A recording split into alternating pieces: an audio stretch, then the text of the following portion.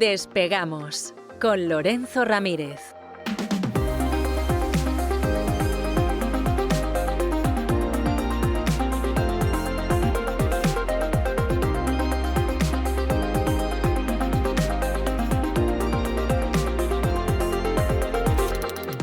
Corremos raudos y veloces hacia nuestro avión, atravesamos el umbral, nos tiramos en plancha sobre los asientos, nos abrochamos los cinturones, despegamos y nos vamos elevando por los aires hasta alcanzar nuestra altura y nuestra velocidad de crucero. A mi lado, Don Lorenzo, por amor de Dios, que parece usted que viene de un accidente ferroviario. O sea, no, es tremendo. Veo que está usted con la misma preocupación que todos los españoles que hayan tenido que coger un tren en los últimos días y están pensando de la que me he librado, y los que piensan que lo tienen que coger en los días siguientes. Muy buenos días. Muy buenos días, muy buenas tardes, muy buenas noches. La verdad es que hoy es un día muy triste. Se ha producido una catástrofe ferroviaria muy importante. Ya ustedes en el boletín han hablado y han dado un poco los principales titulares en estos momentos. Como esto es un podcast que al final pues lo grabamos y luego cada uno lo consume, lo escucha cuando estima conveniente. En estos momentos las cifras oficiales son de 39 fallecidos y 12 personas en la UCI. Hay más de 150 heridos, además de estas personas que están en las unidades de cuidados intensivos. Lamentablemente, esperemos que no, pero lamentablemente seguro que el número de víctimas aumenta. Decía usted que venía con cara de haber estado en el escenario. Bueno, hay varios periodistas en estos momentos en el escenario. Parece que no los de la cadena SER, los de medios como Canal Sur, que han decidido ilustrar durante toda la mañana las informaciones o las desinformaciones que estaban aportando, intentando salvar sobre todo la cara al gobierno, al administrador de las infraestructuras ferroviarias, a la propia Renfe, utilizando imágenes elaboradas con inteligencia artificial. ¿No tienen ustedes medios suficientes? ¿No les pagamos suficiente dinero de nuestros impuestos a ustedes medios? En el caso de la SER, de forma indirecta, pero en el caso de medios como Canal Sur, estamos pagando el dinero todos los meses, y en este caso con un partido como el Partido Popular que está gobernando en la comunidad autónoma andaluza. No hay posibilidades de mandar un fotógrafo, hay que poner una imagen hecha o realizada por inteligencia artificial y, lo peor de todo, hacerla pasar como algo real. En este mundo es en el que estamos viviendo. La verdad es que estos son días tristes, don César, primero por los fallecidos y por las familias, ¿no? Que al final es lo más importante aquí. Este tipo de accidentes se pueden evitar, don César, se pueden evitar. Todavía no sabemos exactamente cuál es la causa, va a haber una investigación, ahora voy a explicar un poco el mecanismo, el procedimiento que se va a llevar a cabo, pero estamos en un país en el que los servicios públicos están poco a poco perdiendo capacidad para poder afrontar la demanda que tienen, con una calidad que va en detrimento y que va cayendo al mismo ritmo al que determinados fondos van saliendo de unas partidas y van algunos entrando en otras de carácter globalista, de carácter atlantista, y en otras directamente no sabemos a dónde está yendo el dinero. Es increíble que uno vaya a las cifras de mantenimiento de las vías y se encuentre pues un desplome absoluto. Fíjese, así bote pronto, la inversión real bruta en infraestructuras ferroviarias en España desde el año 2009 a 2018 pasó de ser 6.500 millones a 2.300 millones hace 8 años, y luego levemente se ha recuperado, pero nunca alcanzando esas ya exiguas cifras del año 2009, y eso que se ha producido al mismo tiempo un aumento de la demanda, no solo por el incremento demográfico, sino también porque hay otras compañías que están prestando el servicio ferroviario, ¿no? En estos momentos, ya digo, hay multitud de heridos. El precedente más directo es el del accidente del Alvia en Angrois, cerca de Santiago. Se produjo en julio del año 2013, al menos en cuanto a gravedad.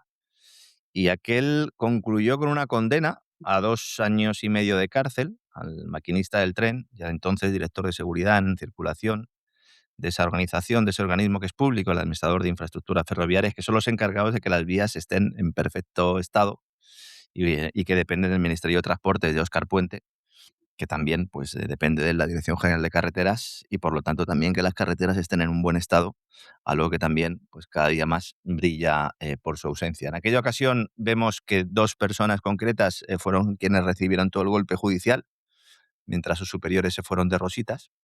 que es lo que suele suceder siempre en estos casos. Entonces, con independencia de lo que se vaya descubriendo en las próximas horas, días y meses respecto a lo sucedido, ahora quédense nuestros amigos que no se vayan hoy del Despegamos, porque ahora vamos a dar algunas de las claves que tienen que ver con el estado de las vías en ese punto concreto. Pero aquí es imprescindible poner el foco en todos y cada uno de los ministros de fomento que tiene y ha tenido España, porque somos uno de los países con más kilómetros de alta velocidad del mundo en términos proporcionales. En algunos rankings, en términos proporcionales, solo nos supera China, y en el que los gestores de la red ferroviaria, los de las vías, especialmente políticos, no garantizan ni la calidad del servicio ni la seguridad. No la pueden garantizar.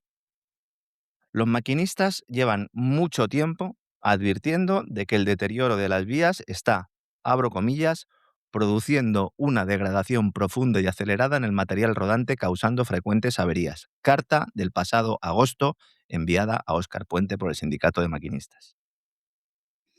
El mayor peso por eje que soportan los nuevos trenes con los que están operando unas operadoras que han pasado todos los criterios técnicos, que dan el servicio mejor de lo que lo da Renfe, más barato, y que están sufriendo una persecución por parte de los estamentos públicos, de Hacienda, del propio Ministerio de Transportes, de la propia Renfe.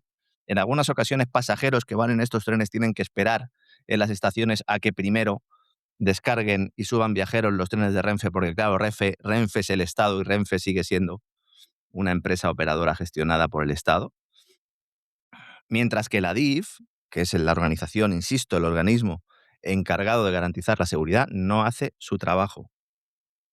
Esa carta del pasado agosto ahora mismo está dando la vuelta prácticamente a España, aparece en muchos medios de comunicación. Algunos llevamos mucho tiempo advirtiendo sobre lo que está pasando aquí. Eso es lo que más duele, porque accidentes siempre se pueden producir. Siempre puede haber un accidente. Bueno, eso es lo que más duele, unido al hecho de que en España parece que se va cayendo todo. Claro, También, claro. también tengo que decir en honor a la verdad, porque claro, aquí la gente se está cebando con el gobierno de Pedro Sánchez. Vamos a ver, el gobierno de Pedro Sánchez tiene indudablemente la responsabilidad de los últimos años.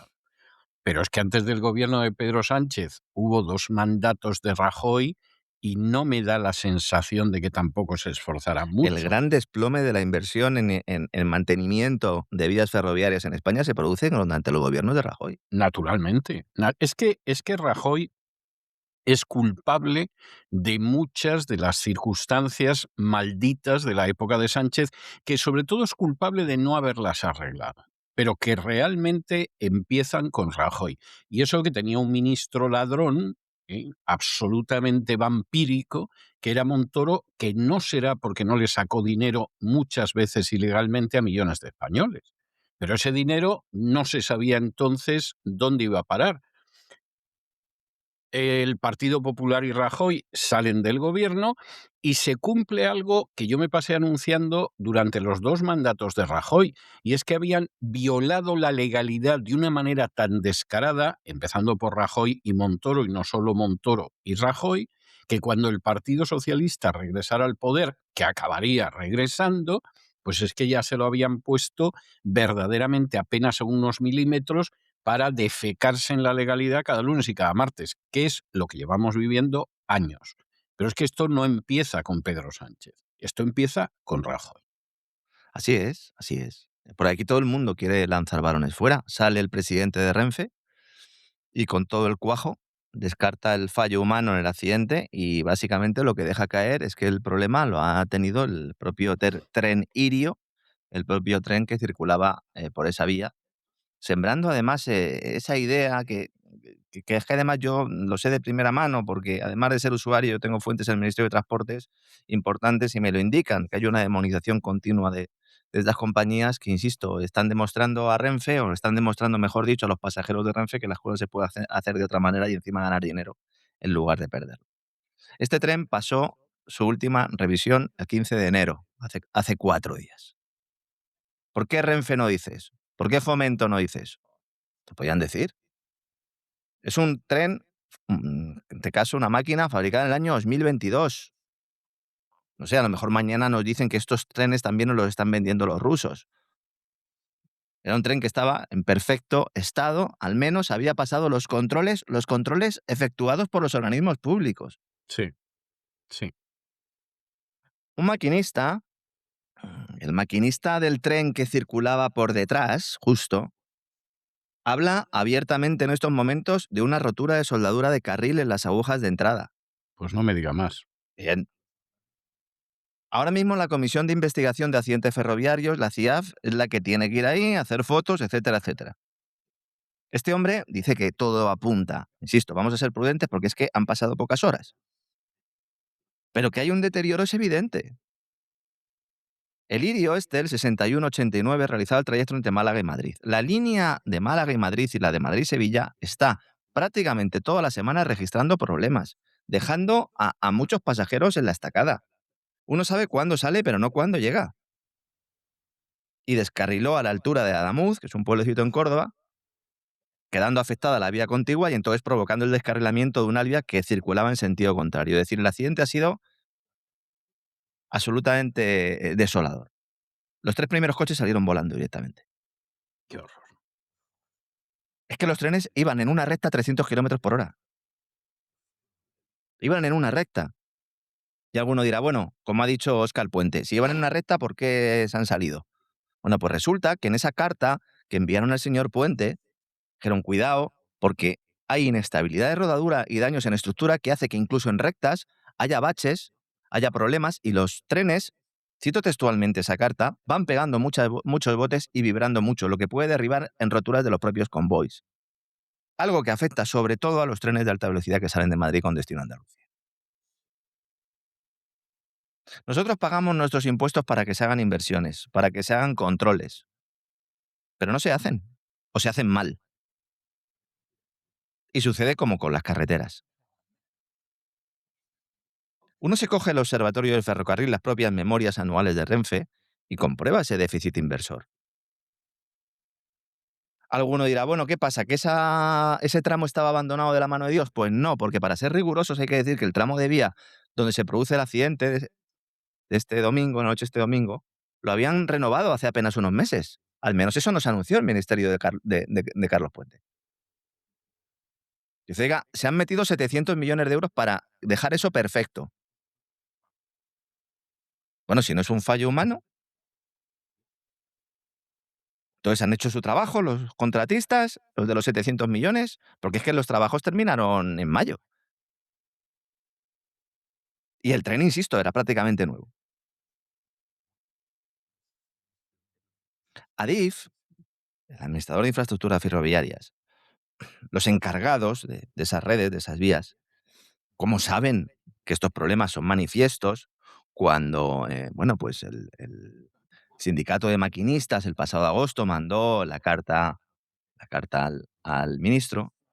Pues ellos dejaron pasar un tiempo, pero luego pues han ido comunicando que ellos llevan mucho tiempo hablando con el Ministerio de Transportes y notificando incidencias. Si uno se va a los documentos públicos de Adif, en algunos casos incluso posteados en redes sociales, hay una cuenta en X que se llama @infoadif. Ahí se habla de 8 incidencias técnicas en el tramo de Adamuz durante los meses previos al choque mortal de trenes. 8 incidencias técnicas. Se dice pronto, ¿eh? Se El dice último pronto. aviso fue el 23 de diciembre, es decir, después de que se realizaran esas obras que según Puente desde mayo hacen que ese tramo sea seguro. El 23 de diciembre se avisó. El 30 de octubre se avisó. El 26 de octubre también. 1 de septiembre, 5 de junio, 22 de mayo y 14 de abril. Si nos vamos más para atrás, hay informes del 22 de noviembre del 2024, 23 de julio del 2024. No quiero aburrirles. Creo que queda claro cuál es el mensaje. ¿Y tiene el cuajo Renfe de salir y decir que la culpa es del tren que iba por las vías? Bueno, ya veremos. Pero esto es lo de siempre. Llueve sobre mojado. Estado fallido. Cuando los recursos los retiras de los servicios públicos, cuando los retiras de realizar controles, de asegurarte que esos controles no lo está realizando un contratista de una forma torticera. Mire, el desastre es hasta tal punto que Renfe se ha quedado sin trenes y Óscar Puente se fue, antes he dicho Carlos, Óscar Puente se fue a China hace unas semanas a buscar trenes. Sí, es algo tremendo. Dice, oiga, pero nosotros no teníamos unas empresas que se dedicaban a esto, que además participaron en aquel tan cacareado proceso de liberalización ferroviaria. Me estoy acordando de Pepe Blanco, pero me estoy acordando también de Madalena Álvarez, me estoy acordando también de Álvarez Cascos. Porque claro, yo lo de los trenes, pues lamentablemente lo he estudiado mucho, incluso no solo por fallos de seguridad, en lo que al trayecto de los trenes se refiere, sino a que directamente te ponen una serie de bombas en las vías y te matan a 200 personas. El problema de esto es que habrá una investigación, al final se culpará o se determinarán que hay algunos pocos responsables y el sistema seguirá sin tocar, seguirá intocable. Nadie va a exigir que se realicen estas obras de mantenimiento. Nadie lo va a exigir. Es posible incluso que Sánchez tenga el cuajo de salir en las próximas horas, en los próximos días, a decir, claro, ¿veis cómo esto pasa por no tener presupuestos generales del Estado? Si me hubiese Exacto, apoyado en el Parlamento, exacto, y por pagar pocos impuestos. claro, Esto pasa porque se pagan pocos impuestos y este es un argumento la muy claro ultraderecha, sí, contra los que se quejan de los eso es, impuestos. eso es. Si se pagaran los impuestos que hay que pagar, esto no pasaría. Y es capaz de decirlo, pero con todo el Sí. descaro del mundo. Vamos. Y acusará a los nacionalistas y a los que no le respaldan en el Parlamento para que saque adelante los presupuestos, cuando partidas extraordinarias hay para todos, para dar y para tomar, no en este caso para las infraestructuras ferroviarias.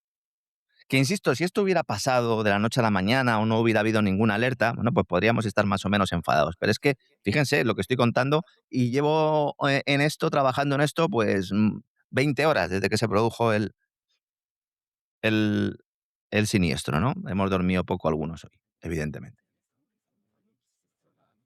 ¿Se puede evitar? Sí, ese es el problema. ¿Se pueden evitar? Sí.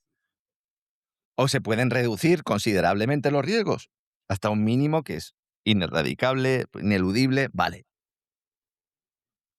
¿Y Sánchez ahora qué hace? Dice, bueno, pues no voy a Davos, no voy a Davos porque me tengo que quedar con...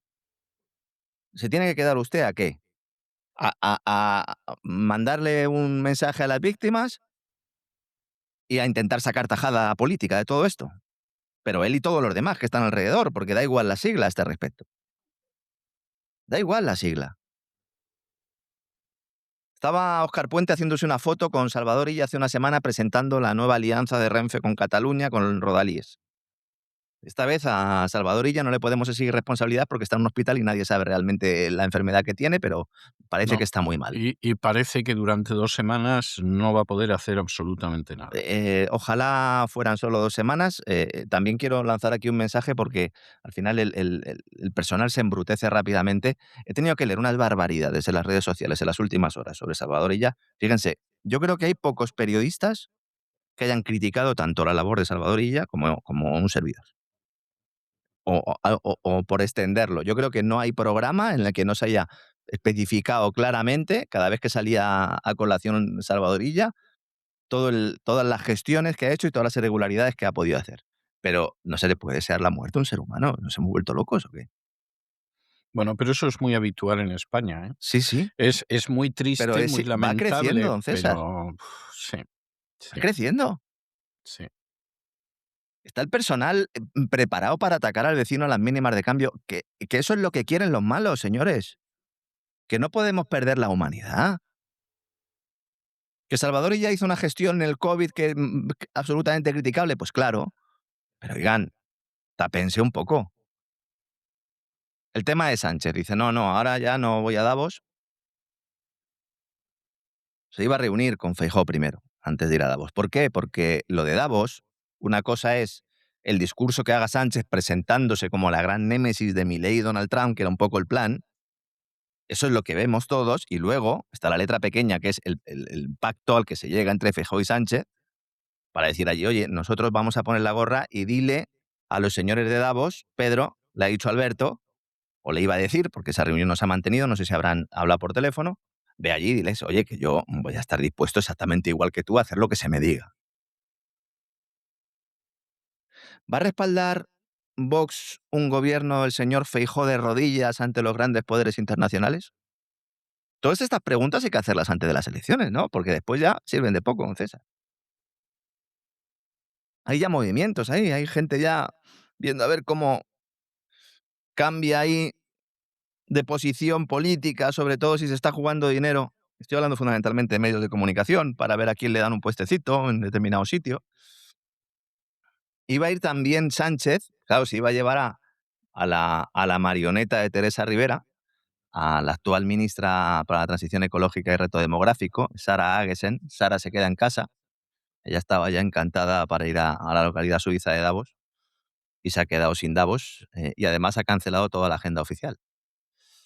Hombre, no sé, en lugar de cancelar la agenda oficial, lo que tienes que hacer es modificarla, ¿no? E insisto, pues no solo hacer un gabinete de crisis para ver hasta qué punto puedes tapar la responsabilidad del gobierno en una crisis, porque al final, lamentablemente, los gabinetes de crisis acaban siendo eso, sino también, ¿no? Oiga, pues para, en lugar de anunciar tantas medidas cosméticas, no digo ya que se vaya a hacer responsable, porque él no se va a hacer responsable de nada, pero para poner las medidas para ir solucionando determinados problemas que hay, que existen y que yo entiendo que no se quiera admitir públicamente que existen y que nos digan que España va como un cohete y que todo es genial y que tenemos el mayor crecimiento económico de la eurozona y que somos un ejemplo mundial. Vale, yo entiendo, comprendo que se quiera lanzar ese mensaje, pero luego tú por debajo tienes que ir solucionando los problemas aunque no admitas que existen, ¿no, César?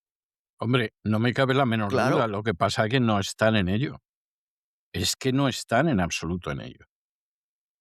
Hay un interés, hay un objetivo en ir poco a poco, no sé, vaciando a España al estado de bienestar, mal llamado estado de bienestar español de contenido. Pues si no lo hay, entonces es que son absolutamente, no, son maestros. Porque sin plan lo están haciendo a la perfección. Sí, Y sí. luego un Davos este año que, bueno, pues aquí el protagonista va a ser sin duda Donald Trump, pero va a ser Donald Trump, porque ni Xi Jinping ni Putin van. Es decir, ya se ha acabado esa idea de atribuir todos los entresijos del gran reinicio, del gran reseteo, a una especie de triunvirato entre Putin, Xi Jinping y Trump, que estarían pactando el reinicio. Que esto es algo que yo he tenido que escuchar de forma recurrente durante muchos años, desde que le pusimos el nombre El Gran Reseteo a ese programa que hacemos los sábados en cesarvidal.tv. Siempre se me decía, había algunos suscriptores y otros que no eran suscriptores, y me decían, no, pero esto en realidad es un plan de los chinos y de los rusos. Oigan, despierten ya, despierten. Esto es como cuando hipnotizan a alguien. Despierten. Los grandes países con intereses en el Ártico, los grandes países con intereses en Oriente Medio, los grandes países con intereses en la zona BRICS no van, o al menos no mandan a sus primeros espadas, porque China manda al viceprimer ministro, que yo este hombre, Bueno, el yo creo que después de viceprimer Steve Witkoff ministro, es el que más viaja del mundo, ¿no? sí, pero además el viceprimer ministro, pues hombre, ¿qué le voy a decir yo? No llega ni a un director general en España. O sea, es que las cosas como son.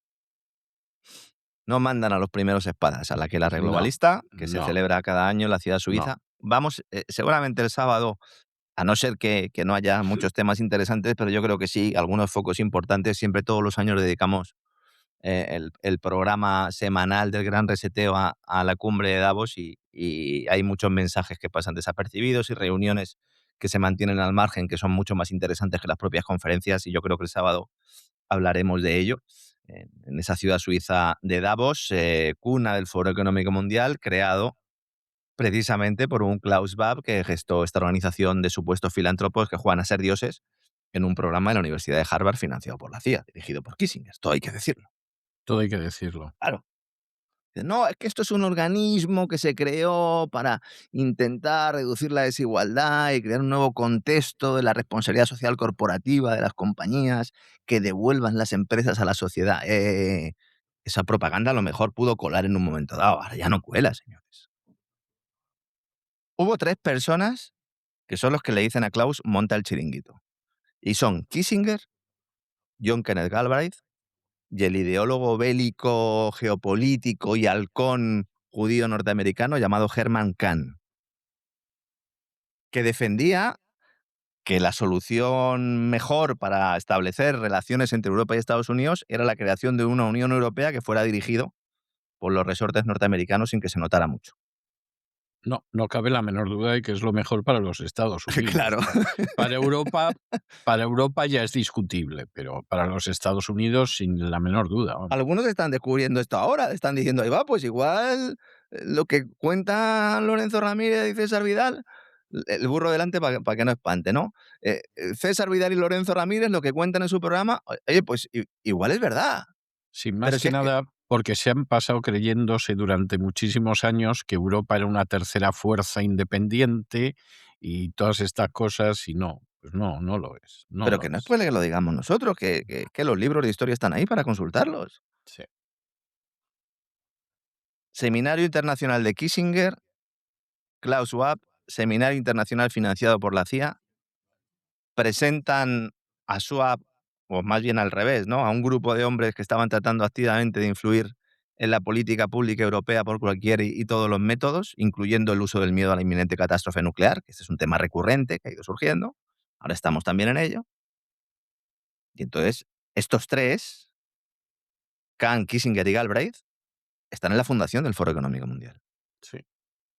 Ahora Schwab entrega el testigo, acosado por casos de corrupción que nadie quiere investigar, porque eso es un escándalo. Apareció en el Wall Street Journal y no hemos sabido nada más. Que estaba utilizando el dinero del foro y tal, que la mujer tenía gastos y que también tenía gastos bastante poco confesables. Alguno dirá, bueno, no nos sorprende en absoluto. Pero es que esto nos están dando clases diciendo que hay que ir a un capitalismo del stakeholder capitalism, ¿no? El capitalismo de los interesados. No, no, señores, el capitalismo de Estado, la plutocracia.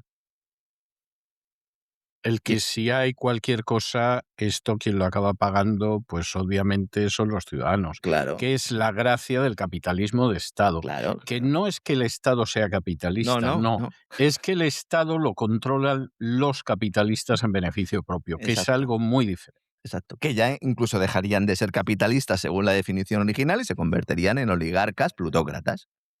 Porque si esos empresarios los vemos en Ucrania, los vemos en Rusia, todo el mundo dice oligarcas. Ah, no, también hay oligarcas en Estados Unidos y en Reino Unido y en los países europeos. Y se va Schwab y pone a los mandos del foro a un político noruego que se llama Borge Brende, que este es un tipo que ha sacado una gran tajada a lo largo de su carrera gracias a la promoción de la Agenda de Desarrollo Sostenible, que aunque muchos piensen que es algo moderno, también fue impulsada en los años 70 del pasado siglo por los teóricos del Club de Roma, los de la secta decrecentista, que ahora se ocultan en muchas organizaciones ecologistas que están ahora diciendo y proclamando la defensa del campo español cuando ellos lo que quieren es que cada vez se cultive menos en el campo español y que básicamente todos volvamos a vivir a las cavernas. Sustancialmente, sí, sí, me parece una descripción bastante ajustada de la realidad.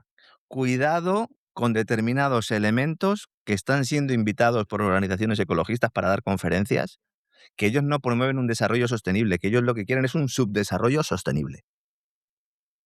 Eso me parece también una definición muy buena, ¿eh? Pues Se lo digo sinceramente, o sea, me parece que es una magnífica definición. Lo que pretenden es un subdesarrollo sostenible.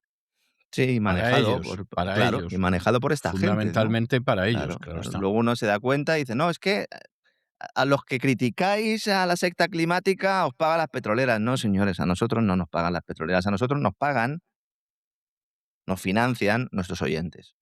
A quien les pagan grandes compañías es algunos de estos que dan conferencias en las asociaciones ecologistas. Yo, esta estupidez me ha tocado oírla, me acuerdo que una Sí. vez hablando, por cierto, que era un norteamericano, ¿eh? O sea, Ujú. que nadie piensa que era un español, y comentando precisamente la estafa del cambio climático, y me dice que, claro, que las compañías petroleras, digo: "Ah, venga usted con tonterías". O sea, no, no, ¿eh? Parece Yo no sé. mentira que sea usted tan tonto. O sea, Sobre es todo que es así. que no sé, hay que ser tan poco hábil, no sé, al final es que si nos estuvieran pagando todos los que nos dicen que nos pagan, pues yo creo que directamente no sé. Estaríamos montados en el dólar. Sí. Seguramente nos hubiéramos podido retirar hace 1 o 2 Hombre, temporadas. hace mucho. Entonces, el foro, ¿qué ha pasado? Esto es un aspecto positivo, quiero contarlo también, ¿no? Hoy es un programa duro, pero esto es así, lamentablemente es así, ¿no? Nosotros somos cronistas de la realidad y la realidad es muy dura. El foro de Davos ha ido mutando y poco a poco ha ido mostrando su verdadera cara. También es verdad que algunos pues hemos hecho un trabajo de ir destapando a esta gente, con esa cúpula de tecnócratas que no creen en la democracia, sino en un gobierno de los No, sabios. en absoluto. Los sabios son ellos, claro, en el que las grandes corporaciones usen su poder para crear cárteles, oligopolios, para secuestrar a los estados, usted lo comentaba antes, mientras lanzan esas proclamas de lucha contra la desigualdad, el empoderamiento de los débiles y todo esto. Entonces, tras la llegada del COVID, estos ingenieros sociales se vinieron muy arriba, porque dijeron, este es nuestro momento. Pero una vez que se produjo la pandemia, la gran reclusión, el relato fue tan burdo y evidente y sus objetivos totalitarios estuvieron tan claros, tan patentes, que la sociedad, a lo mejor no una gran masa crítica, pero buena parte de la sociedad, empezó a darse cuenta de lo que subyace en realidad debajo de este buenismo, de los mensajes. Y en nuestros días, este foro, de cara a la opinión pública, está muy desacreditado. Y eso es una gran noticia. Es decir, que abucheen al tipo de Pfizer cuando va allí por las callecillas o por las callejuelas de Davos es algo positivo, que le abucheen. No estamos hablando de agresiones, ni de scratches, ni nada de eso. Aunque ello no implica que cada año en sus cumbres pues dejen de reunirse los que trabajan para los amos del mundo, porque los que van ahí no son los amos del mundo, son los que trabajan para los amos del mundo. Allí no se dan instrucciones concretas y no caigan tampoco en la trampa de todos estos que viven de las teorías de la conspiración y que tanto daño nos hacen a los investigadores honestos, de verdad. A raíz de mi libro muchos me preguntan, es una pregunta recurrente. ¿En qué se diferencia tu teoría de la conspiración de otras teorías de las conspiraciones? En que no es una teoría. Lo Exacto. mío no es una teoría, es un análisis Exacto. histórico, Exacto. actualidad, riguroso y, bueno, pues honesto en mis capacidades. Exacto. Puede pecar de muchas cosas, al final soy un ser humano, tengo un tiempo limitado y una mente limitada. No es ninguna teoría. Lo otro sí. Esos que nos dicen ahora que en Davos se determinó, no, no, cuidado. Allí no se dan instrucciones concretas, ni se decide el futuro de la humanidad. Lo que se hace es configurar el relato, la narrativa, los mensajes, lo que luego nos repiten todos los gobernantes, todos los supuestos expertos como loros, para ir moviendo la ventana de Overton, para ir modelando la opinión pública, siguiendo y persiguiendo intereses absolutamente espurios. Y esto se hace en los distintos paneles, estas, en las distintas mesas redondas que se hacen en Davos estos días, pero sobre todo en las cenas que hay al margen de las conferencias. Y mientras tanto, veremos el fuego de artificio, veremos a Trump pegando un puñetazo encima de la mesa. Veremos a von der Leyen intentando aprovechar sus intervenciones para mantener un cierto control del relato. Y además es que ahora mismo este foro de Davos, don César, llega en un momento, bueno, pues tremendo con todos los frentes abiertos. Absolutamente todos. Irán, Venezuela, Gaza, Groenlandia, Ucrania, todo, a la vez. Porque Trump ha querido también que sea así, ¿eh? Sin ningún género de dudas, vamos, está encantado de la vida. Sí. Yo me imagino que tiene que tener una sensación de omnipotencia por las noches, pero bueno, semejante a la de Soros. Si Mayor ya... todavía que la de Soros, porque hace lo que quiere y además ve cómo la gente se aterroriza. Y Claro, además, claro. y en el caso de Hispanoamérica, es que verdaderamente la sensación de que el déspota hace lo que quiere es que no hay manera de negarla. Es decir, yo hundo la economía de determinados países. Esa huida que se produce en esos países porque les he hundido yo la economía, pues significa que hay millones de inmigrantes. Y ahora, la última disposición que he tomado hace apenas unas horas va a echar a 8 millones de esos inmigrantes que han venido huyendo del caos que yo he creado en su país, los va a volver a echar fuera de los Estados Unidos. Y Y además claro, sí, esto, sí. esto creando un problema también a los movimientos de oposición, porque claro, los movimientos de oposición estaban encantados de que hundieran su país de origen para ellos regresar por la puerta grande, en fin, encantados de las sanciones económicas, de cómo se ha reducido a la miseria, al hambre, incluso a la muerte a sus conciudadanos, y Ujú. de pronto dice, caramba, ¿y ahora me los va a echar? Y entonces, ¿qué hago? Me quedo sin parroquia en Estados Unidos. O sea, lo que se está viendo en este país en los últimos meses, casi me atrevería a decir semanas, es algo para verlo en silla de pista, ¿eh?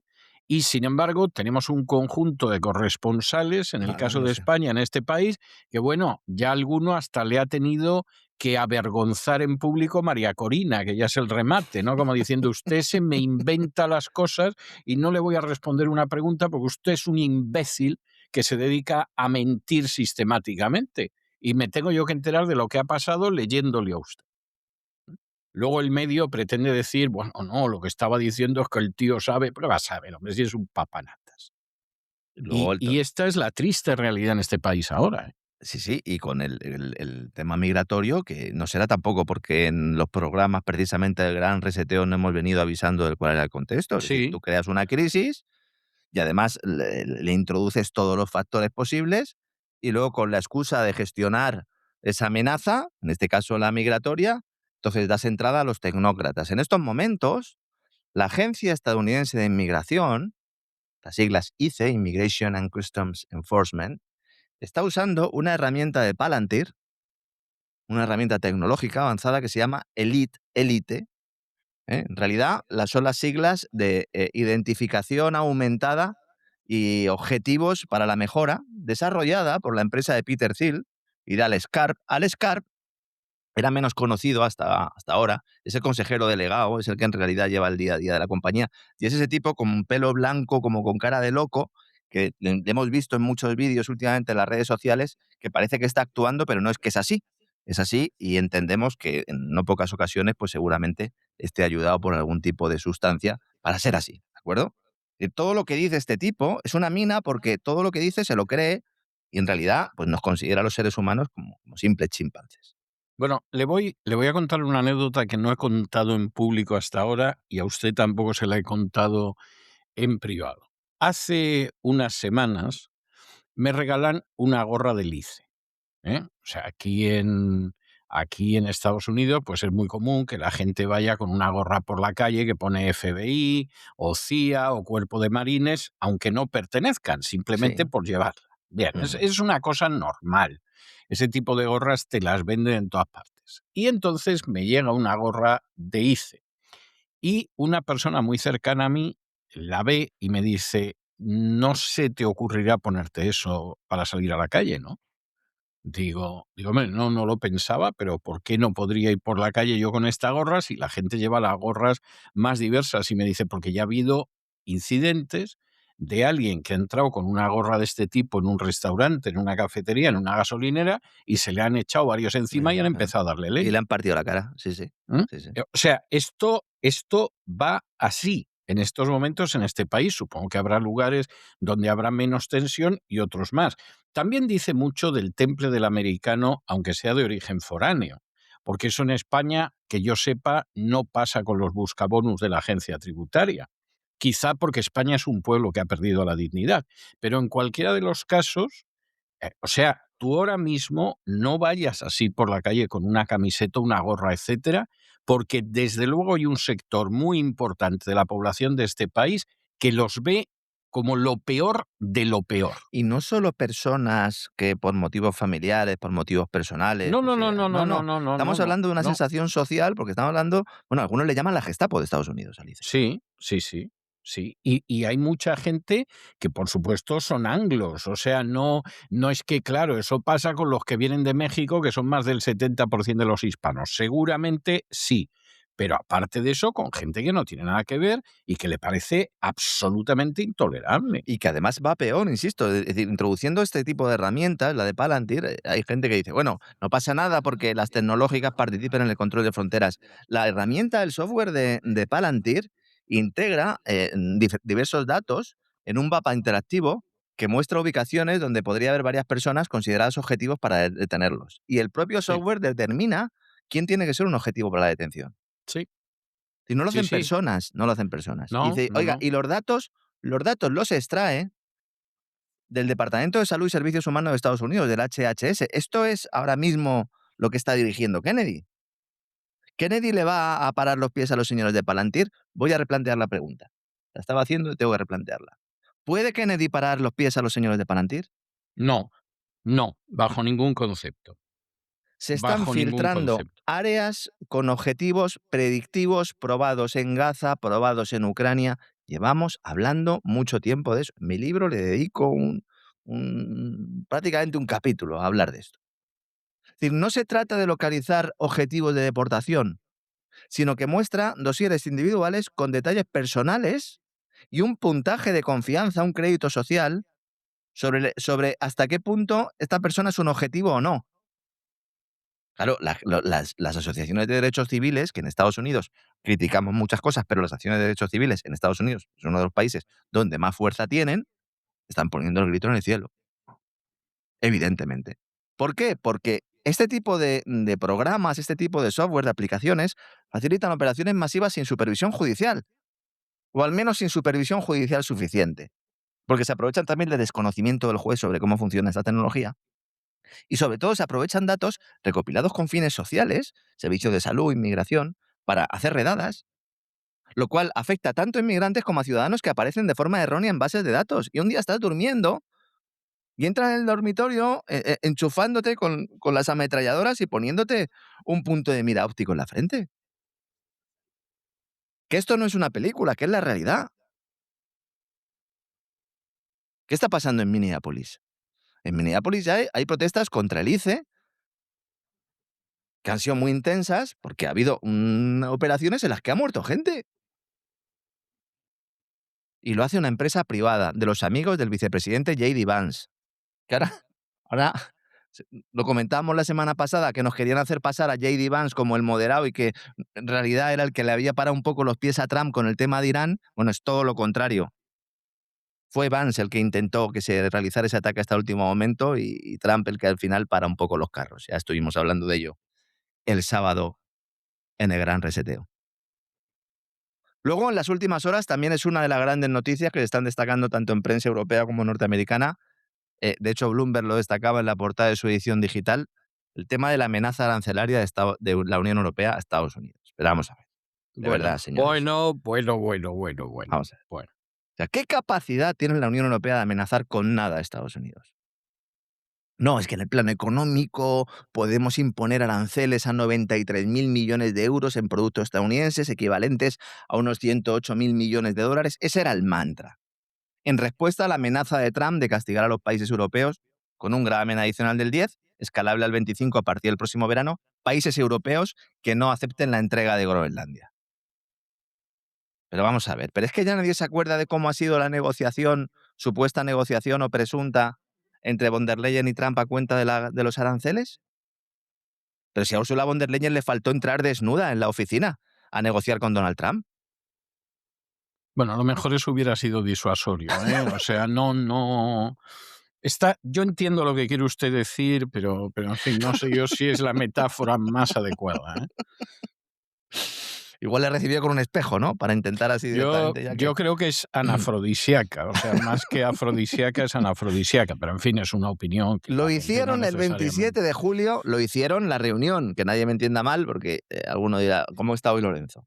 Se sientan, a ver, se reúnen un 27 de julio, casi a las puertas de las vacaciones de agosto, cuando ya todo el mundo estaba de vacaciones, o mucha gente estaba de vacaciones, y entonces Úrsula firma todo lo que le pone Trump por delante, que básicamente es la compra de el gas natural licuado de Estados Unidos, compra de armamento de Estados Unidos y abrir las puertas a las empresas norteamericanas para que puedan operar en Europa sin cumplir todos los requisitos medioambientales, etcétera, etcétera, y otros requisitos regulatorios. Eso es lo que firma.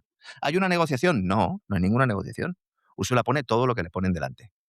Hubo paripé diciendo que íbamos a dejar de comprarles la Harley Davidson, que íbamos a dejar de comprarles el Bourbon. El Bueno, Bourbon, el sí, Bourbon, sí. tal. Pues otra vez están con eso. El plan este que publica hoy Bloomberg, que no es que lo haya sacado Bloomberg del aire, sino que está en muchos medios, es el mismo. Es el mismo con el que nos amenazaban antes. Los gobiernos del viejo continente tienen nula capacidad de presión, como demostró esa negociación que acabo de escribir de esa forma tan gráfica. En una actitud servil, que es la que ha caracterizado la relación entre Europa y Estados Unidos durante toda su historia, pero especialmente desde la destrucción de los gasoductos Nord Stream. Ustedes lo han contado en el boletín. Fue Trump decir que iba a poner aranceles y los alemanes que había allí, que no daban ni siquiera para jugar un partido de fútbol, cogieron el petate y se han vuelto a Alemania, de Groenlandia. Pero es que ni siquiera se mantienen las formas. Toca Trump la corneta y Friedrich Merz retira a los soldados. Es más, incluso en una rueda de prensa ha dicho que iba a restablecer que estaba abierto a restablecer las relaciones con Rusia, porque Rusia también es Europa. Enhorabuena, Friedrich. Has cogido un mapa y te has dado cuenta. Muy bien. Los británicos están que fuman en pipa.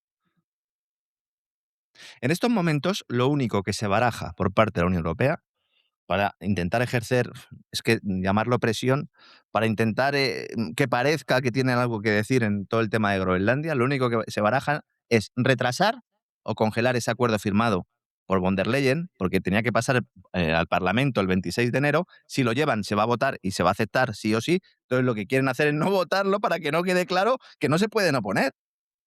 Es un paripé. Es algo verdaderamente obsceno, totalmente. Imagínense, no, yo quiero que se vote, ¿eh? O sea, no digan ustedes que no se va a votar, que se vote, que cada uno, pues, a ver, con nombre y apellidos, ¿usted qué vota, señor eurodiputado? Este acuerdo comercial, que evidentemente es favorable a Washington, el que se firmó, supuso que la Unión Europea acepte eliminar casi todos los aranceles sobre productos de Estados Unidos. Y además, la Unión Europea aceptó un arancel del 15% sobre la mayoría de las exportaciones a Estados Unidos y del 50% sobre el acero y el aluminio. Y desde entonces, Estados Unidos ha ido ampliando la lista de productos incluidos en ese tipo más alto del 50%, para incluir cientos de productos adicionales que contienen esos metales. Esto lo firmó von der Leyen en Escocia con Trump. Y esto es lo mismo. Trump entonces vio el farol de los burócratas de Bruselas y no ha cambiado a este respecto. Y vemos otra vez los mismos titulares. Vamos a dejar de comprar Bourbon. Ya no dicen Harley Davidson, dicen vehículos fabricados en Estados Unidos que vamos a dejar de comprar. Dice, vamos a dejar de comprar aviones Boeing. Diga, ¿qué empresas son las que se están pegando un porrazo en bolsa hoy tremendo? Las empresas del centro de Europa, no las norteamericanas, las del centro de Europa. Y luego, vamos a ver, el tema del plan de rearme europeo. A ver, si no hay capacidad para mantener el relato de que vas a seguir comprándole armas a Estados Unidos, se te cae el chiringuito. El chiringuito está montado sobre el gasto público destinado con la excusa del rearme para intentar sortear la recesión usando, pues eso, la emisión de deuda, que es en realidad una transferencia de rentas a empresas participadas por fondos de inversión norteamericanos y, en último término, a los fabricantes de armas de Estados Unidos. Dice, muy bien, pues entonces el gas. Vamos a dejarles de comprar el gas. ¿Y a quién se lo vamos a comprar, señores? ¿Vamos otra vez a mirar a Rusia como principal proveedor? Es decir, en este contexto, si Trump mantiene el pulso, que lo va a mantener, y von der Leyen y el resto de gobernantes europeos no retiran el farol, ¿quiénes son los más perjudicados? Lo acabo de decir, los países del centro y del norte de Europa, que son los más castigados por la ruptura de la alianza energética con Rusia. Por eso Alemania se baja los pantalones hasta los tobillos, por seguir con el mismo símil. Y dice, no, los chavales de Groenlandia que se vuelvan. Alemania es un país ocupado desde el final de la Segunda Guerra Mundial, ya está. Siempre recordamos esa frase de Lord Ismay, primer secretario general de la Alianza Atlántica, y es que todos los días podríamos empezar el programa con eso. La OTAN nació para mantener a los rusos fuera, a los americanos dentro y a los alemanes debajo de la bota, ¿no? Bueno, y los alemanes no es que estén debajo, es que están en el subsuelo, ¿eh? Están en el subsuelo. O sea, lo del Nord Stream es una bajada de pantalones digna de los gobiernos españoles de las últimas décadas. Pero lo que está haciendo el canciller actual ya es que no tiene nombre, ¿eh? O sea, la dignidad nacional alemana va en metro. Mira que era difícil superar por abajo a Olaf Scholz y el amigo Merz. Pues este lo está superando. Se está luciendo, sí. Yo tengo dudas de que pueda acabar la legislatura, ¿eh? Yo tengo dudas de que pueda acabar la legislatura. Lo que pasa es que, claro, ahora mismo en el establishment germano hay pánico porque saben que si convocan elecciones, los de Alternativa por Alemania barren. Cosa nada sorprendente. Y claro, y el gobierno de coalición ya hubo uno antes, ahora hay otro ahora y no lo quiere nadie. Antes de todo este enfrentamiento ya dimos aquí cifras de los sondeos como estaban en Alemania y a Merz no le respalda ni el 17% de su población. Es que los datos son tremendos. Y luego, antes de irnos hoy, hay mucha tela que cortar, hay muchos temas, los iremos exponiendo la semana, pero quiero hablar un poco de la Operación Gaza y hacer una referencia también al tema de Irán. O sea, es muy revelador comprobar cómo ahora, desde la Casa Blanca, se vuelve a sacar también del cajón la operación para el gobierno de Gaza justo cuando se aplaza el ataque del Pentágono a Irán. No es casual. En un contexto de fracaso de la supuesta revolución popular, hicimos un análisis el pasado sábado muy profundo, esa idea de acabar con el régimen de los ayatolás. Digo supuesta revolución popular porque aunque comenzó el pasado diciembre por cuestiones internas de índole económico, rápidamente los tentáculos de las agencias de inteligencia británica, estadounidense y sobre todo israelí, pues introdujeron efectivos personales y materiales para intentar provocar una guerra civil que por el momento no han conseguido esos objetivos. Alguno dirá, bueno, esto es una conspiración, esto sí es una conspiración, no es una teoría. No, esto es propio de desinformadores. Señores, aparece descrito en el Financial Times. Alguno dirá, ¿el Financial Times desinforma? Sí, pero es que lo ha tenido que admitir ya hasta el Financial Times. Hace unas horas admitía la injerencia extranjera en las revueltas iraníes. No menciona el Mossad, que desde hace mucho tiempo tiene una estructura dentro del país persa, que dirige los periódicos episodios de subversión, pero los articulistas de Financial Times lo admiten abiertamente. No admiten que el objetivo real, como también expusimos el sábado, es no buscar una supuesta regeneración democrática, sino un golpe de Estado, apoyando a oficiales militares iraníes del régimen y sobre todo a grupos terroristas de corte yihadista para crear una junta militar al estilo sirio. Claro, en las últimas horas, en el plano de la opinión pública se insiste otra vez mucho en esa idea de que Trump y Netanyahu no han querido cumplir su amenaza de bombardear Irán porque no quieren introducir más elementos de desestabilización. A ver, hay un aspecto que no tratamos el sábado porque yo todavía no tenía esa información, pero hay una llamada que parece que sí que afecta mucho a los planes de la Casa Blanca y es una conversación que tienen, pues, momentos justo antes, con carácter inminente prácticamente, llama Steve Witkoff a Donald Trump y le dice, oye, presidente, si nosotros hacemos un ataque parecido al del pasado verano, a la operación Martillo de Medianoche, cuidado, porque los hutíes han desgastado mucho las defensas de los misiles balísticos en la región, también con los episodios que tuvimos de defensa de Israel, con el antiguo ataque de Irán también a territorio israelí, también nos hizo sudar la gota gorda y tuvimos que pedir incluso ayuda a otros países de la zona y no podemos garantizar que si Irán responde con misiles a Israel, aunque sea un ataque quirúrgico, un ataque con pocos misiles, no podemos asegurar que vayamos a poder proteger a Israel porque su famosa cúpula es una filfa y son básicamente fuegos de artificio. Y entonces Trump dice, cuidado, porque claro, o sea, si yo salgo de esta haciendo que Irán responda y además se muestra que Irán puede tener una mayor capacidad que la demostrada hasta ahora, aunque el propio gobierno de Irán no quiera hacer tanto daño, porque yo ya llevo defendiendo desde hace mucho tiempo que aquí hay una especie de pacto de esos en los que se juega con fuego, pero si no tienes capacidad para poder destruir o no tienes una defensa antiaérea adecuada, todo el mundo va a ver que en realidad todo es una gran mentira. Hay mucho más que se mantiene ahí debajo y que no podemos acceder a esa información, pero fíjense, a la que accedemos ya es suficientemente preocupante. Y existe también el relato de que son los países del Golfo los que, de alguna manera, las teocracias sunís también han hablado con Trump para que no se produzca ese ataque, para que permanezcan abiertas las rutas petroleras. Vamos a ver. Lo que temen realmente los países como Arabia Saudí o Qatar es que un cambio de régimen en Irán abra las compuertas del crudo iraní. Imagínense un Irán en el cual no están los ayatolás y hay una junta militar, bueno, al estilo, o un gobierno al estilo Venezuela, un gobierno títere, que además garantiza una cierta estabilidad, porque claro, si entra Estados Unidos, invade, eso es complicado, te puede pasar como en Irak. No, mantienes una estructura, pero lo que haces es retirar las sanciones a Irán, claro. ¿Qué pasa si se le retira las sanciones petroleras a Irán? Pues que se reduce el peso de Arabia Saudí y de Qatar en el mercado de hidrocarburos internacional. Y esto que lo quieren Arabia Saudí y Qatar, no lo quieren ni de broma. Por no hablar del desplome de los precios internacionales. Y aquí hay otro factor. ¿Le interesa a Estados Unidos un desplome, no una bajada, sino un desplome de los precios internacionales de crudo? Ni de broma. Ni de broma. Porque pondría en riesgo la rentabilidad de las plataformas petrolíferas de fracking. Claro, claro. Que baje, sí, pero tanto no. Por eso la operación de Venezuela no amenaza el estatus del mercado petrolero, no amenaza la estabilidad del mercado petrolero, porque son reservas, sí, pero tienen que pasar muchos años para ponernos en el mercado. Pero Irán no, Irán mañana puede empezar a producir. Ayer lo dijimos, ¿no? Antes de ayer hablábamos, la pasada semana, perdón.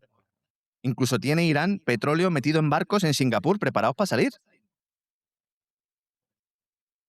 Y con todo esto sobre la mesa es cuando Trump decide volver a recuperar la operación Gaza y pone una junta ejecutiva para la franja en la que coloca a sus amigos y familiares millonarios. Esto es un absoluto escándalo. Es un escándalo. Y le dijeron, oiga, no va a tener usted el cuajo de meter a Tony Blair, ¿no? Que a Tony Blair no lo Hombre, querían los estados del Golfo. Pues bueno, el primero está ahí. el primero, naturalmente. Sí, Trump está en una situación de absoluta omnipotencia. O sea, yo hago lo que me sale del flequillo y punto pelota. Dice, O ¿a sea, quién no no hay queréis más. aquí? A este, pues lo pongo el primero. Dice, oiga, y el que quiera estar en esta junta directiva, que se siente, tiene que pagar $1.000 millones por asiento. Y el primero que se pone en la fila para comprar su billete es Javier Milei. Naturalmente, hombre. Encantadísimo de que le invitaran. Bueno, publicó en sus redes sociales la carta que le envió a Estados Unidos. Es algo lo de Milei, de verdad, es el niño que llega a Disney World y le sale uno vestido de Mickey y se cree que ha conocido al ratón Mickey. O sea, yo de verdad, Milei, lo digo y lo digo con enorme pena, yo creo que ese hombre no está bien de la cabeza. Y no lo digo porque hable groseramente, porque grite, porque lleva la peluca ridícula que lleva, eso es absolutamente secundario. Me parece un sujeto totalmente desajustado mentalmente. Pero muy útil para los intereses a los que sirve. Entonces, Hombre, claro, viene perfecto porque, a ver, en enormemente cierto útil. sentido, para que vean el fondo de la cuestión al que quiero llegar, ¿no? Más de uno, a uno le saldrá una sonrisa y otros a lo mejor se enfadan, pero la verdad es que me da bastante igual. En cierto sentido, es como Sánchez. Sí, Porque no sí, hace falta que le llamen, no hace falta que le digan, es él el primero que levanta la mano y dice, no, sí, claro, ahí nosotros los primeros, sí. los Es primeros. así, sí. Nos visten todo esto como un episodio moderno para Gaza, pero se trata de un modelo clásico de ocupación colonial, con una metrópoli principal que administra la colonia de Gaza, además haciendo de intermediario o para hacerse de oro para que estos millonarios ganen dinero, mientras que el Estado de Israel, o el gobierno de Israel, mejor dicho, se frota las manos. Todo esto encima de los cadáveres de los palestinos por el genocidio israelí. Ayer uno me acusaba en las redes sociales, es que esto es muy divertido, yo ya de verdad, don César, no me decía que cómo se nota en las entrevistas que me está pagando a mí el Estado de Israel. Dije, bueno, ya, esto es lo último. Bueno, esto Lo último. ya de verdad, de verdad, mire, Yo miro todos hay, los días la cuenta bancaria, don César, porque digo, no sé, alguno de todos estos me tiene que estar pagando sin yo saber. Alguien se lo mire, está llevando, el vecino del cuarto, a lo mejor. mire, hay un libro muy interesante de Carlos Chipola Sí, que gran autor. es Las leyes de la estupidez humana. Sí, sí. ¿Eh? Y la primera de las leyes es que nunca hay que subestimar el número de imbéciles que nos rodean. Nunca. O sea, el primer gran error frente a la estupidez humana es pensar que hay menos imbéciles a nuestro alrededor, menos estúpidos de los que hay, porque hay muchísimos. Y el caso que usted acaba de mencionar, vamos, es algo más que evidente. Esta idea, porque todo esto nos lo presentan como la fase 2. Dice, oiga, esta es la fase 2 de Gaza. Dice, oiga, ¿la fase 1 cuál era? Ya. El exterminio, ¿no? La fase 1 era el exterminio, y luego la fase 2, y sobre esto hemos hablado también en el Gran Reseteo, tenemos un episodio completo a ello, es crear una tecnocracia en la zona, en la cual tienen un papel destacado empresas tecnológicas como la propia Palantir, Claro. ¿no? Que por eso, bueno, pues algunos en la izquierda, bueno, en la supuesta izquierda, parece que se han dado cuenta en las últimas semanas de lo que es Palantir, lo celebro. Celebro, hay que poner toda la carne en el asador aquí porque, a ver, son empresas que están realizando toda su labor bajo la tutela de organismos públicos, pero sin ningún tipo de control gubernamental, ni judicial, ni de ningún tipo, ni parlamentario. Porque, oiga, que una organización, que el propio Departamento de Estado pudiera estar en alianza con el propio Ministerio de Exteriores israelí, creando un programa tecnológico, bueno, pues eso lleva sobre la mesa mucho tiempo, solo hace falta, las personas que han visitado la Franja de Gaza ya ve cómo tienen allí hacinados a los palestinos y el control biométrico es algo que lamentablemente cada día es más evidente en muchas zonas. Pero es que ya no va a estar en las zonas de conflicto, es que ahora viene el primer mundo. Y ahora cuando llegan los controles biométricos y las actuaciones predictivas en las fronteras de Estados Unidos, algunos dicen, ahí va, pero ¿y esto? Hoy son los extranjeros en situación irregular, mañana seremos todos los demás. Pero la mayoría pues, no se va a dar cuenta porque van a seguir inmersos en falsas dicotomías y en relatos que nos imponen desde arriba para que no seamos capaces de ver una realidad que cuando se expone y se explica cae por su propio peso y es muy fácil de ver. Mañana vamos a hablar de cómo las sanciones o las limitaciones a la nueva Venezuela, al nuevo viejo gobierno de Venezuela para que haga negocios con China, está permitiendo a Rusia ir poco a poco aumentando la unión estratégica con la propia China. Es decir, todo Claro. lo contrario de lo que se supone que deberían estar persiguiendo. Se habla mucho de introducir una pinza entre Rusia y China, pues se está consiguiendo todo lo contrario.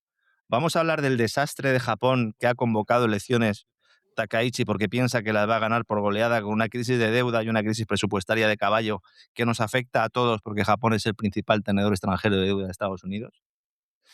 Vamos a hablar también de bueno, pues lo que está pasando en la Patagonia, muy importante, todo lo que está ocurriendo en la Patagonia con esos terrenos. Y también vamos a hablar de esa banca británica que está esperando la llegada de los extraterrestres, que esto ya es lo que nos faltaba, don César. La próxima crisis financiera será Alien o no será. La Bueno, van a provocar los sí, extraterrestres. Yo, sí. yo me lo veía venir, ¿eh? Me lo veía venir que al final la culpa de todo esto la tenían los extraterrestres. Fíjese si está perdiendo ya fuelle lo de no echarle la culpa a Putin y todo, que ya tienen que salir los extraterrestres a pasear. Bueno, y espere usted que Candace Owens, que cada vez está más loca, o sea, dice de vez en cuando cosas sensatas, pero esta chica, yo no sé lo que se fuma o lo que comulga. Bueno, pues esta ya ha salido diciendo que Elon Musk es en parte extraterrestre. Sí, sí. O sea, ¿Por es una parte de padre o por mezcla. parte de madre? Porque el abuelo lo que era un dictador tecnócrata que eh, quería justo pues unir Groenlandia con Estados Pues Unidos, Canadá y tal. hay una parte de él que efectivamente es extraterrestre, otra parte que es humana, Bien. y claro, así va todo como va. O sea, yo creo que los extraterrestres ya están calentando porque de un momento a otro salen. Pues yo O creo, don sea, César, que a lo mejor lo que hacen es, a lo mejor han estado aquí con nosotros hasta ahora y lo que hacen es irse.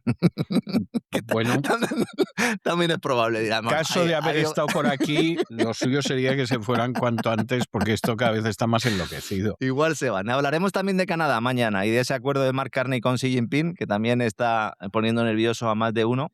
Mark Carney hablando del nuevo orden mundial en esa intervención en la que además lo dijo pausándose, New World Order. Bueno, pues a ver Sí, si sí. las redes sociales, a ver si los amigos de YouTube en cada uno de los vídeos que publicamos en este canal no nos ponen debajo eso de que lo del nuevo orden mundial es una invención nuestra de los conspiranoicos de turno, que lean a Bush padre, que lean a Bush hijo, Sí.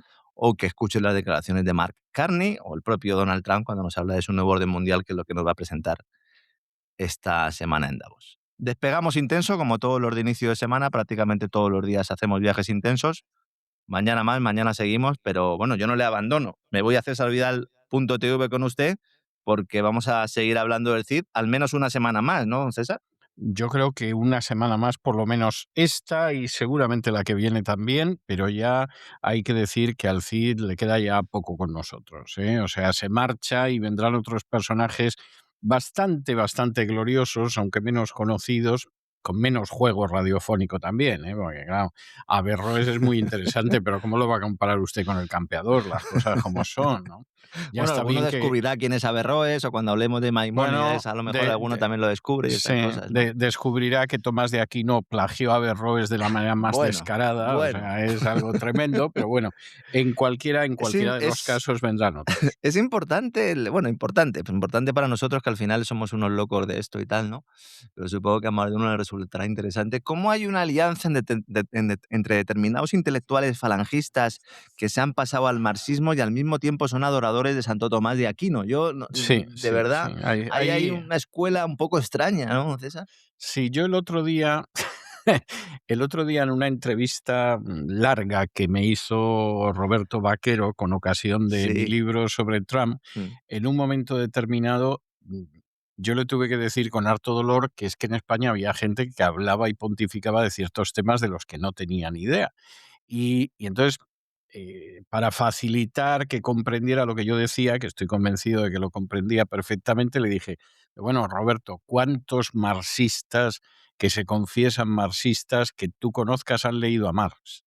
Y decía, no, poquísimos. Dice, y los que lo han leído no estoy seguro de que lo hayan entendido. Digo, pues ya está, no me digan más. Y quien dice marxismo, pues dice otras cosas, ¿no? Entonces, claro, sí, de pronto te encuentras a un supuesto marxista, que yo personalmente tengo dudas profundísimas de que haya leído a Marx, y en el caso altamente improbable de que lo haya leído, de que se haya enterado de algo, pues defendiendo el imperio español en las Indias y Sí, cosas sí. así, tú Y dices, a Santo Tomás de y a Aquino, Santo Tomás, y al a que habrá leído tampoco claro, como a Marx, por y supuesto. y además, alabando a determinados personajes de Falange Española, con lo cual todo ello a la vez. Sí, porque al final, vamos a ver, porque al final esta es gente que vive del cuento. O sea, digámoslo claramente, ¿no? Entonces, de pronto, pues, hispanoamericano espabilado que dice los españoles en el fondo, son unos boludos, son unos boludos.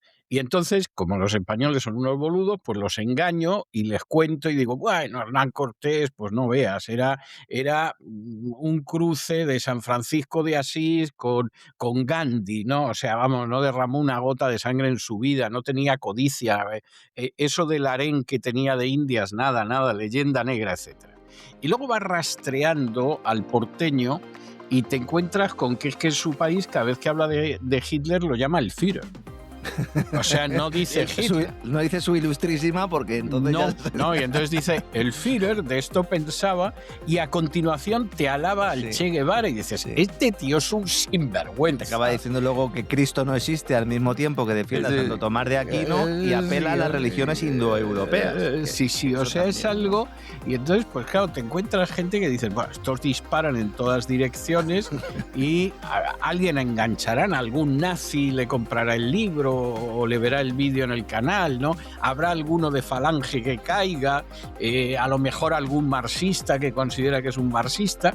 Es algo verdaderamente tremendo, pero en fin, bueno, nosotros cuando nos veamos dentro de un ratillo después del programa en cesarvidal.tv, en la Así fue España, pues ya hablaremos del CID, pero hablaremos de manera seria, no como esta gente, cara más dura, de verdad. Un abrazo, don César, hasta ahora. Un abrazo muy fuerte, hasta ahora.